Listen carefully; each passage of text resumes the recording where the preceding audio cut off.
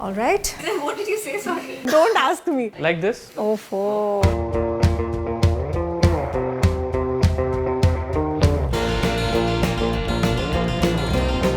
It's too fast.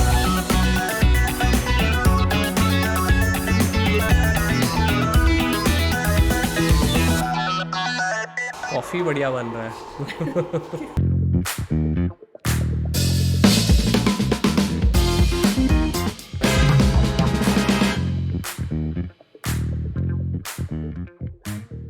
A very warm welcome to our Leaders of Tomorrow Vodcast, your go-to series for unfiltered stories from entrepreneurs shaping the future.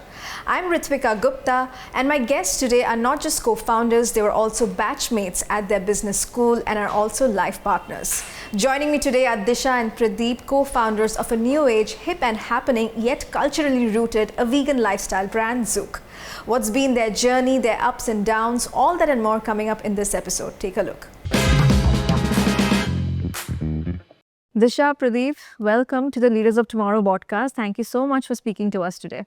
Thank you so much for having us. So, it's not every day that we speak to co-founders who also happen to be life partners. So before we get to, understanding your business, tell me, how did you guys meet? IIM was the place, I'm guessing? Yeah, so we are batchmate from Ahmedabad, and we have a very interesting journey. I think the first year is very hustle in IMA, so I think nobody knew anybody. But at the end of the first year, there is this one course after which we all are very happy, and we all come together in LKB. There is one area, Sure. So that is where we first saw each other. And I think Pradeep was very clear that I will be his life partner. I took some time, but that is So it was how love the at journey first is. sight. Kind of, yeah, but I'm not that kind of person, but I think this one You knew it. Yeah, and in fact very recently we went to Ahmedabad as well. We went to campus, and we also our friends nudged us to recreate that scene, right? Absolutely unromantic photograph. It seemed like we were discussing something about Zouk even there. Oh, God. Yeah, but that's how we met, and yeah, after that. But I'm sure there must be a lot of exchange of ideas, business plans. Was that happening at IIM as well? I always wanted to start something of my own, and this whole idea came to me in the second year of MBA. At that time, for one particular course, we go to Kutch. And along with the course material, we also see a lot of local craftsmanship. And when we were seeing that, we saw a lot of, along with different kinds of art form, we also saw a lot of good-looking bags. Okay. And all my friends were like, the bags look great, they are so high craftsmanship, etc., etc. But at the end of the day, nobody bought anything. Sure. And that really surprised me that, when we speak so highly about the product, why are we not buying it? And I went around asking them, what's the reason? And I think two reasons came out very strongly. One was that they said that the colors and the designs were too bright to carry to an office or a modern India for that matter. Okay. They are very red, poppy, etc., etc. So post-campus, I'll not be carrying them. And second was that they are not functional enough. So all of us carry a laptop. So there was no laptop compartment, compartmentalization, etc. And that is when I started thinking, and I did my research and looked at all the bags brand at that point of time. Sure. And which holds true today as well, that all of them were just a copy of the West. That is where we felt there is a gap. And I think the first TG we went after was the working women, because I very strongly believe that nobody was catering to that particular audience, and that is how we started. For our first product was office bag, and it's still our best seller. Right. But that is how we started. All right. Now, just, backtracking a bit. So this was around what year, like when you guys were at IIM? We are 13, 15. So for 15 is when we graduated. Okay. I worked for a year before starting. So 2017, I decided, enough, the corporate is not for me. So I took the break. And 2017, 18 was all about exploring, trying to figure out what I want to, in bags itself, what I want to do, how I want to do. Because none of us belong to any business or manufacturing background for that matter. So we just had an idea, okay, this is how we want our bag to look. But I had no idea how to get it made, what all material will go into it. So initial couple of years was all about exploration for us. Yeah. And we started with exhibition. Once we explored, we started with exhibition. So somewhere late in 2018, we started exhibition. In fact, we did a year of exhibition. At that time, I was running it solo. Sure. But Pradeep was doing his day job and then weekend job. You were also working, like right after IIM, you started working, right? Worked with a couple of startups, been a VC investor in the past. Realized that I'm a more operator at heart. That's what I love. So I think when the opportunity came for building Zouk ourselves, that's when, and Disha was very kind to say, "ठीक है, यहाँ पे भी आ जाओ." So then, then I eventually sort of joined Zouk.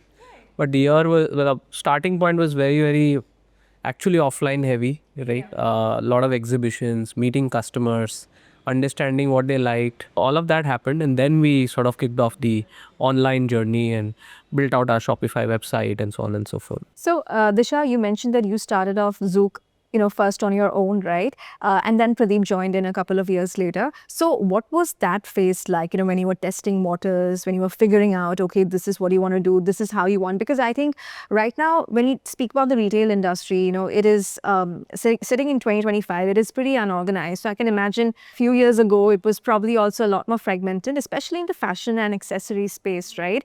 And then you had the big people like, your big players like Mintras and all of the world. So how did you know, like, okay, this is the space where you see the opportunity and this is what you want to do?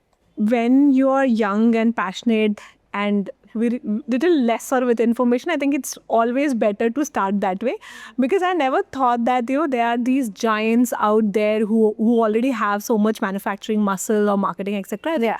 At that point of time, as a passionate entrepreneur, you're just thinking that, okay, I have figured out this one problem, that a modern Indian woman carries a backpack which is by a Dell Lenovo, not a renowned bags brand. They carry a lunch bag and a laptop handbag separately. And if I want to club it together and create a bag for them, how would it look, right? So if there is an insight and we want to just create something, I think the focus was very clear that I need to figure out how to make this bag. But very rightly said that in terms of manufacturing, it's very unorganized, and it took me a lot of time to figure that out. In fact, I remember for 2 months straight, I used to go to Dharavi every single day, go to different karkhanas and ask them, on paper, this is the bag I want to create, can you make it? And I think I have heard men, like, I think the maximum no's in my life in that duration. And we finally found somebody who started making for us. So I think it's a journey. An entrepreneur is an eternal optimist. Right. And I think I remember our initial targets were super duper humble, right? Which was, we had to sell 1 bag a day, right? And when you break it down to saying 1 bag a day, then you don't need too many things. Sure. From there, we went into saying we'll sell 1 bag a day for 5 days, right? Then that became 10 days. Then we said, let's be very lofty in our goals. So we went from 1 to 2, right? Sure. And those were sort of the building blocks. And then after that, things keep sort of growing. But tell me something, Pradeep, at what point did you realize like this is more than just an idea, that you would like to step in full time right now? Even for you, Disha, like at what point did you realize like, wait, this is an idea that is, it is taking shape, there is something that is happening. What was that moment like? I think customer love was truly the thing that triggered. I think at that point, the only question really was nothing to do with the business or market. It was more to do with us, can we sort of work together as well as sort of have a life outside that. And that took probably more time than whether we're certain about this business picking up. Luckily, in the consumer brand space, we have a lot of couples who've actually done well. Nice. Right? And many of them are in fact investors also. Now, beyond investors, they're truly sort of angels, right? In the sense that they've been very liberal with their time and wisdom for us. And that really helped me decide to work together. COVID really helped because we were literally, holed up at home, sort of thinking about, and we had so much time and very less things to do because primarily we were in the non-essential e-commerce. So lockdown one, you anyways couldn't serve or take orders per se. So that really helped sort of figure this part out a lot more. Right. Disha, what was that moment for you? As I said, I always wanted to do something of my own. So it was not about whether it's this idea or some other idea. I think I just wanted to do something. So I was very clear that I think in my life, I want to create a legacy. And it could have been in any space, but I think fortunately, we are shaping up Zouk in that direction. You know, what I like about Zouk and, the bags that you have is that, they are modern, trendy, but yet they're very desi as well. They're culturally rooted. And you mentioned that, your initial TG was that of a working professional, right?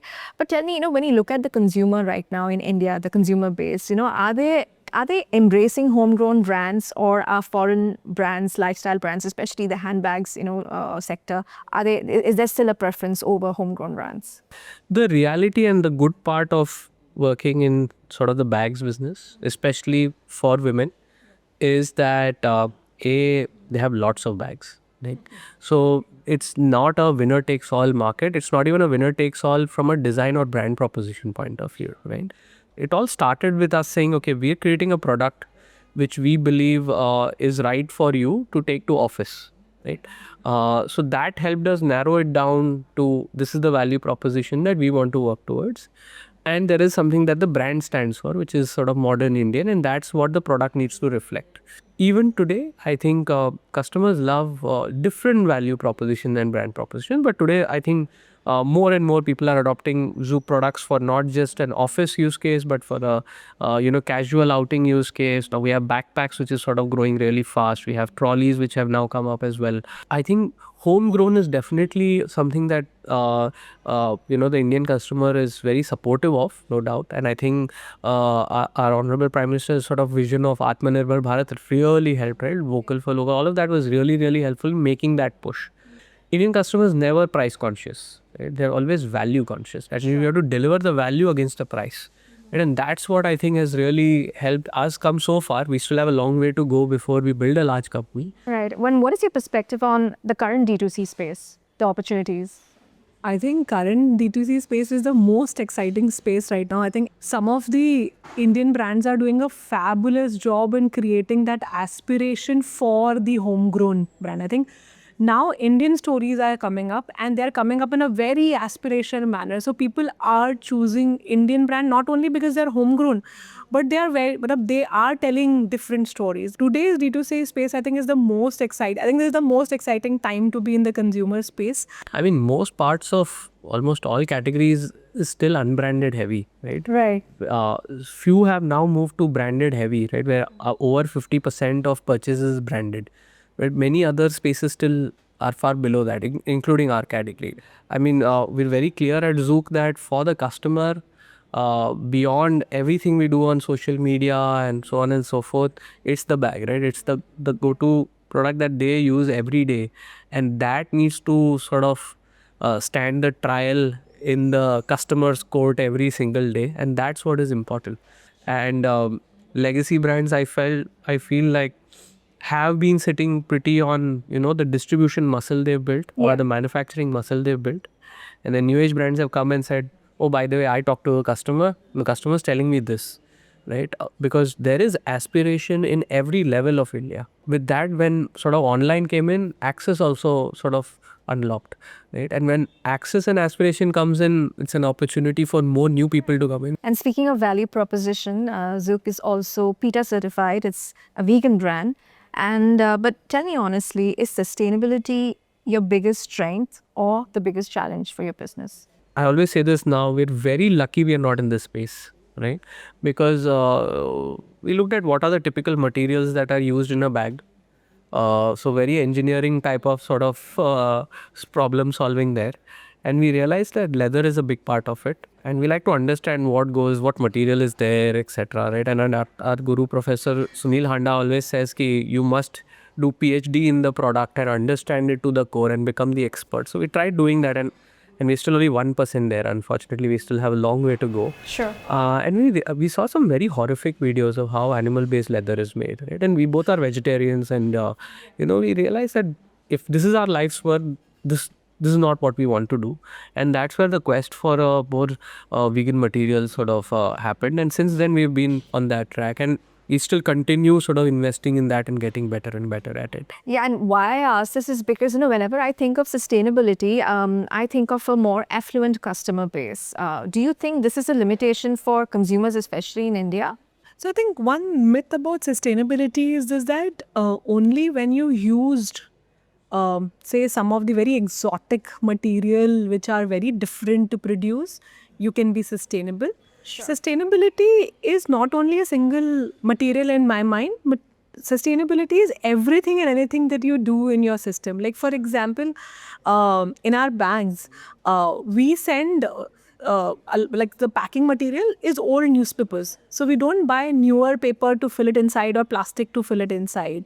Our packaging is 100% sustainable. It's not only about that one magic material that you're using, but everything that you're doing in the system to bring sustainability is what, you can create a big market while doing that, is what I believe, I think, understand. Some decisions are more sort of an at scale decision, right? I think on day one, definitely it is a little bit more expensive to make. Sure. We're very clear that we have to deliver the value at a certain price, right? So that was very clear. But we realized that with scale, some of these things will also get solved. Okay. To be very honest, our customers buy our products because it's proudly Indian in style and it's functional, right? Right. And we're very clear and we understand that, right? But when we look at reviews that people write, almost 20 to 30% of them also mention that it's vegan and they feel good about it. Okay? So maybe a country like the US is far ahead in customers taking this as a key decision for buying. India is growing. Sure. And that's fine, right? But from our point of view, we didn't take a marketing lens to it, to be honest, right? We really felt that, hey, if we're going to spend our life doing this, no point do we want that, oh, this leather is made this way and is that how we are making money, or is that how our shareholders are making money, right? So that has been the call, and we still continue working on this, right? Internally, we have a lot of processes now that are in place, and our sort of latest investor Avishkar is helping us a lot in thinking about that even more, right? Sure. So we have that in place and we're institutionalizing it to make even better and better progress there. Right. And you guys are online, you guys are offline as well, right? So where are you seeing the maximum traction, or is it a balance between both? Our online is definitely our biggest, with D2C being our largest channel. Yeah. And then we're also on Amazon, Myntra, Flipkart and other platforms. Offline, we're very excited about because what we are seeing is almost 8 to 9 out of the 10 customers who come to our stores have heard of Zouk somewhere, right? But most of them have never bought from us. So they're like new customers coming in who are coming to the store. But today we are online heavy. Who came up with the name Zouk? Because I have a story about Zouk as well. Because I am from Singapore and it is one of the popular nightclubs. How did you guys come up with the name? I think Pradeep likes to take the credit for it, so I will let Pradeep Talk alike to take the credit. I'll start by correcting Disha on that, right? Pradeep rightfully should get the credit for it, is what I think she means, right? Okay. But no, it actually came from two parts. One is the gold souk in Dubai. Ah, okay. Right? So souk was a very nice, but I felt like a better name than bazaar, right? And we always felt that at some point we will take Zouk global, right, from India to the world. Sure. I'll give credit to Disha on this, that she said, but I like something starting with Z. So I think that's how Zouk came up. Zouk is also a very vibrant dance form actually, right? And we said in a category which has very dull colors, same colors being used 10, 20 years, right? We're bringing some vibrancy, so we liked the name, and that's how sort of the Zouk journey started. Pradeep, you mentioned about taking the brand global. Is that something that you are looking at in the next couple of years or so? Absolutely. I think we do see the potential for doing that. I think less to do with us and more to do with India as a country growing in sort of stature globally, right? Yeah. Focus today still remains India. That's what we understand more and are sort of building on that. But we'll definitely be taking the global steps the next couple of years. All right. So, we have covered your idea, the way you have executed it. Tell us, what was that journey like, from a small D2C brand to one of the best sellers on Amazon, right? What, the 2-3 key factors you would attribute this success to? For us, I think one was picking up a channel of focus. So for us, we were D2C only for the longest time. So we picked a channel and ensured that we grow on that channel. And I think the best choice that we made was that we stick to a channel. We grew to a certain level and then started opening certain like we started marketplaces I think 2-3 years back, and now we are one of the top sellers, and now we are getting into offline. Like for marketing as well, Instagram was our first choice as a channel, and now we are going on YouTube, LinkedIn, etc., etc. So for us, in everything we have seen that you pick one and do very well at it. You grow it to a certain extent, and then you open something else. I think that focus is very important. Yeah, no, I think the starting journey is actually, you have to find one channel of building brand awareness and one channel of sales, right? I think there is enough and more to be done in just the first few years in this itself. For us, it was Instagram and our content. Then D2C was online D2C was clearly what we could do, because at that point we were one of the few handbags brands out of Chembur. Now we pride ourselves in being the number one brand from Chembur, right? In handbag space, by the way, right? There's still larger businesses around, right? I also have to thank our investors. Actually, the first set of investors, which is Titan Capital, Ashutosh Priyank from, they just exited Beardo, Varun from Mamaearth. Right? They said that, okay, I mean, it seems like your brand has some love. You have a few thousand followers on Instagram. Why don't you start your marketplaces journey now?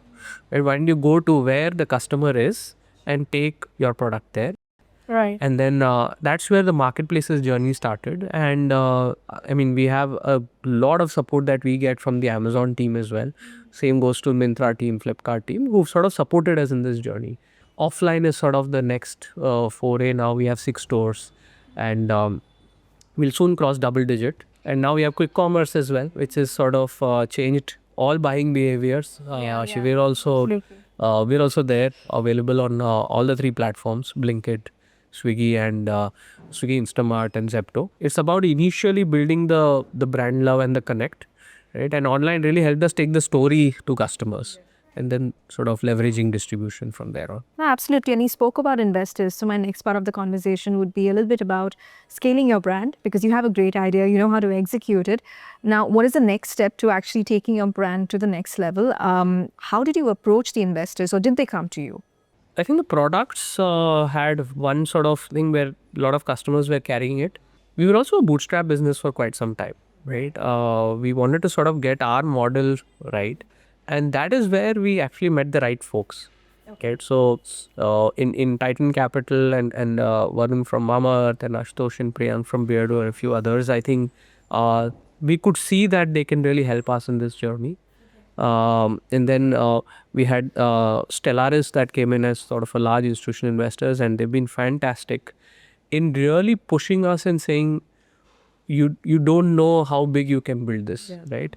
Even in the latest round, we have Avishkar who've come in and, really told us, you don't know the kind of impact you can make. Right. The ground. So build a large business, and that's the journey we are in now. Ritwika, right?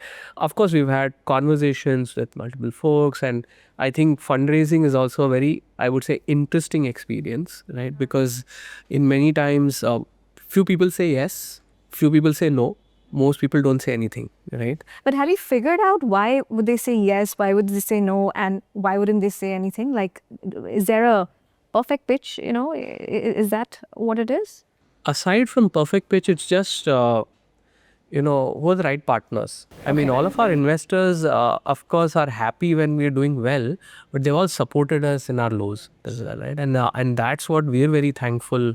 And we, as a company also, we're very clear that we're building a company that we want to IPO, right? So that is the sort of corporate governance we'll bring in. That's the kind of talent we'll bring in. Yeah. That's the way in which we will operate this business. And few people appreciate that and then sort of back us around that. So the pitch is definitely important to share sort of what is your vision. Yeah. But many a times, even we're not clear how big this can be, right? And our investors are actually far more clearer than us when they came in. He's saying, no, why are you limiting yourself to this? Yeah. You can actually build this. So let's just simplify this a little bit. This is by way of advice to entrepreneurs. What are the options do they have? If they want to raise capital. Okay, you have your VCs and your angel investors. You also can go to a bank for a bank loan, and then of course you have your grants and your subsidies as well, right, from the government. And if you are financially well off, you can be bootstrapped for some time as well. So at what stage do you think they should consider a VC, or maybe when should they consider a bank loan? Or go for grants? Like, if you could just lay it down for us. I think the first question is, what is your vision of how big a company do you want to build? Right? Okay.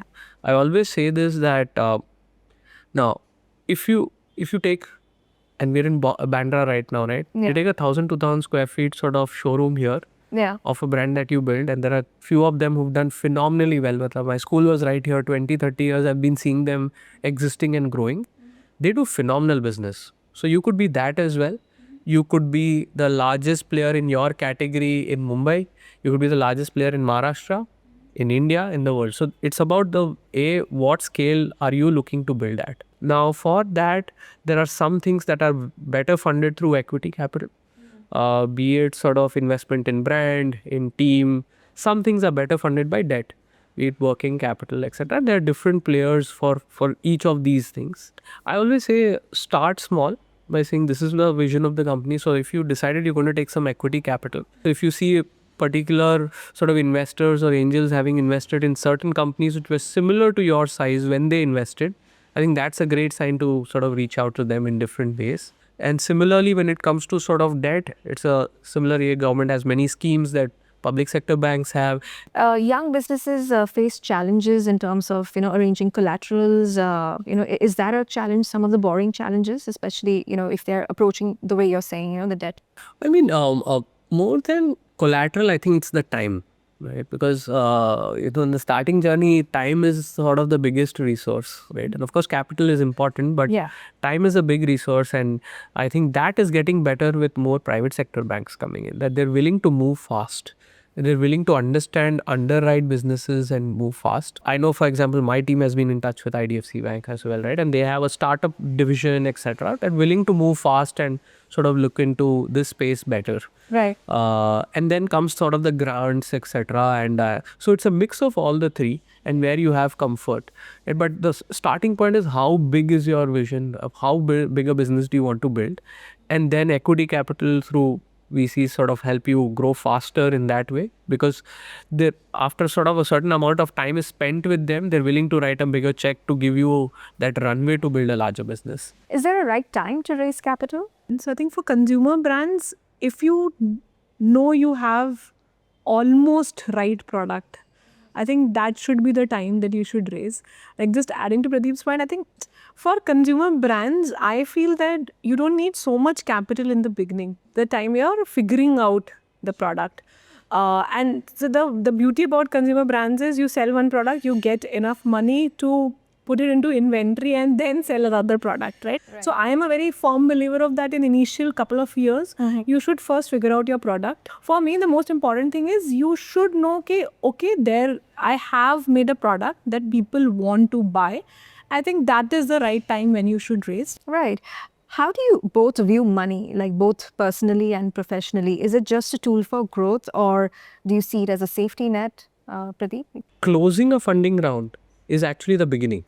Right, so we're very clear that when we receive money, it's for immediately our responsibility is to deliver returns to shareholders, right?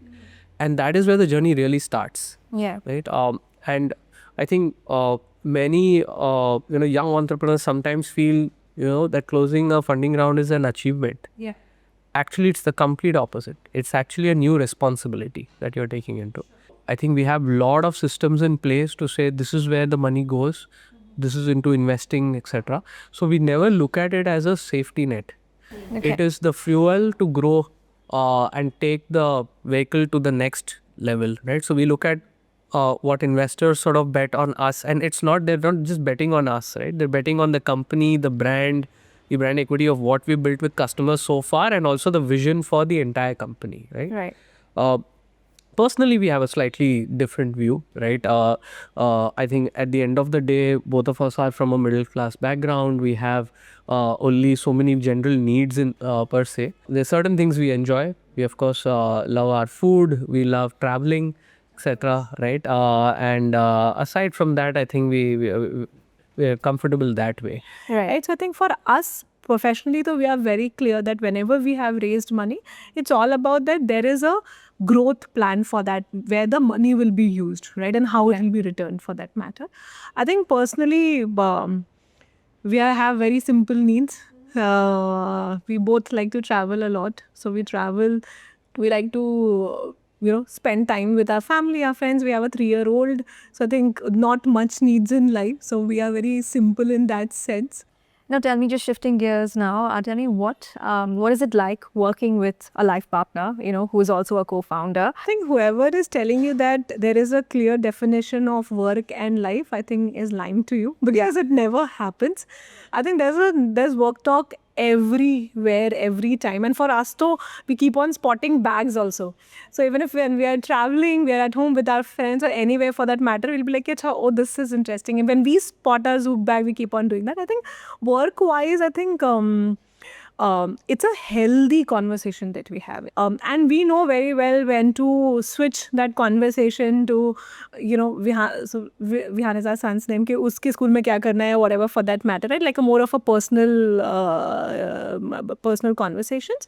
But I think for us, I think work is life. Yeah. So we don't look at work and life different. So it's very same. I think in terms of working with Pradeep, so we both come from very different. We both have very different value prop. Let me put it this way, right? Oh, yeah. So I am good at few things, and Pradeep is good at few things, and I think that combination together works very well for us. Right. And I think most important thing between the co-founders is trust. So you need to have that trust in your co-founder, saying that that person is doing good for the company as well as the good for both of you. I think so I trust him completely, saying that whatever decision he has made will be the best for the company and for the both of us. And I think that really eases a lot of thoughts in a co-founder's mind.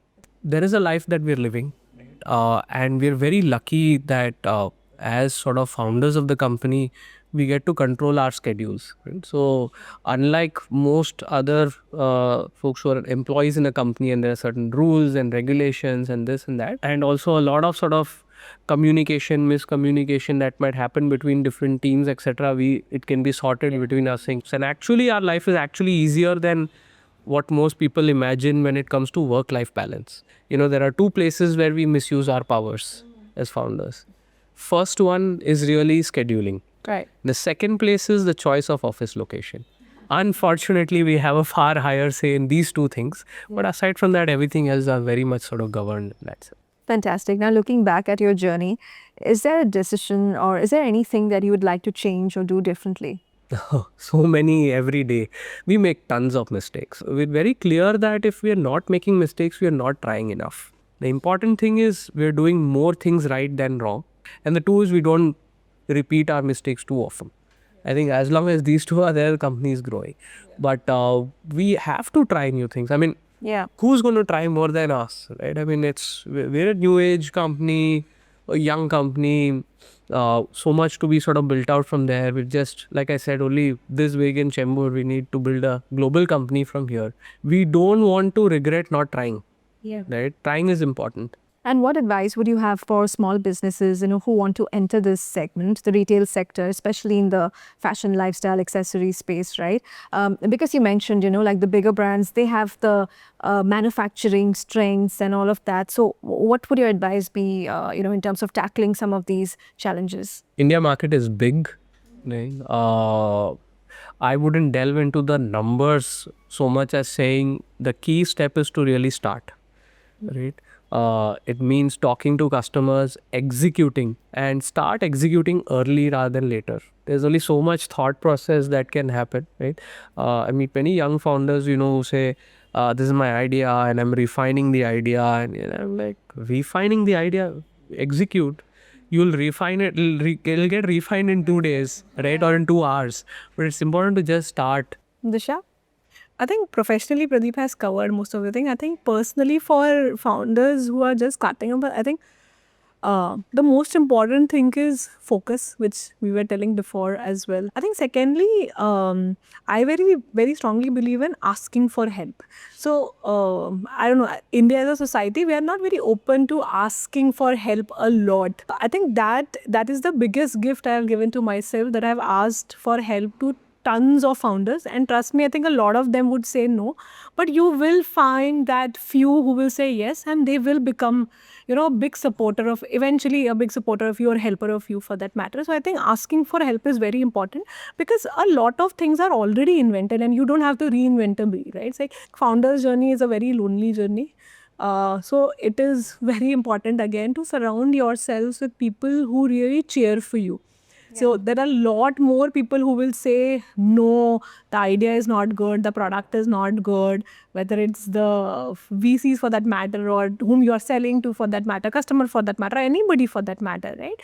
But you need to have that few cheerleaders with you who will be like, nahi, nahi, aap karo, kuch to hoga, right? And I think that I have found in him and my family, and I think that has kept me growing. Well, this was a fantastic conversation. Disha, Pradeep, thank you so much for being with us here today. Thank you for having us. Results. Thank you. Thank you.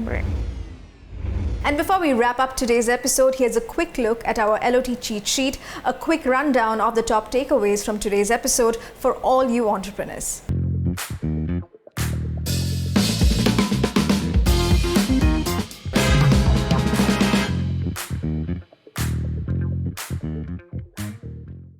And that's a wrap for today's episode of the Leaders of Tomorrow Vodcast. Stay tuned for more inspiring conversations, and don't forget to hit follow, share this episode, and keep chasing those big dreams. Until next time, this is Ritwika Gupta signing off.